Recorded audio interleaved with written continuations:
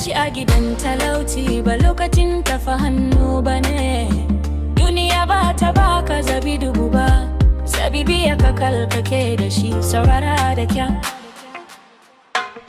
Wani ya kuntiri ya zauna a majalisa, kullum zayo gwamnati babu bincisa. Yana tinewa masu kudubi yana kuka, ya tufa a haka asirinsa bai fito ba. Wani kuma ya batar na rayuwar ritaya, yana cin bashi don ya burge a tariya. Ya sayi sabuwar waya da tsada shadda, gobe babu abinci ya shiga da na sani da gaddama. Wani ya koma bitanola yana ta gudu, yana biyan siyasa don mijin abin hannu. Sun bashi na kati sun rigar masaki ma, amma jarin kirki babu shi ko mafarki na gima. Wani kuma ya bi hanyar gaggawa ta banna, ya shiga damfara don ya fito da haska. Ya sayi mota da sauri ya bace da gudu, amma ya canza lahirarsa da daular da bata da karko. Zabi yana hannunka babu na shida,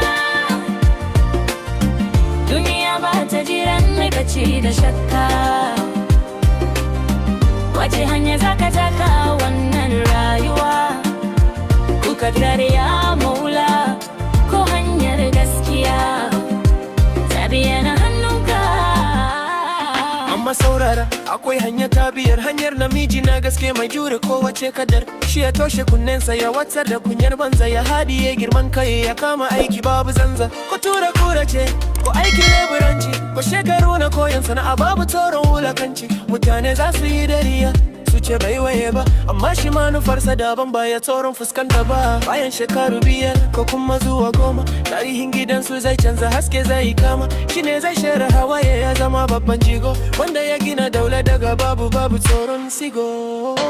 Haka abin yake kukan kaddara, rayuwar karya dan maula. Hanyar gaggawa Sam zabi hanya ta biya. zama namiji na gaske, tarihi yana jiran ka rubuta shi. Zabi yana hannunka babu na shida.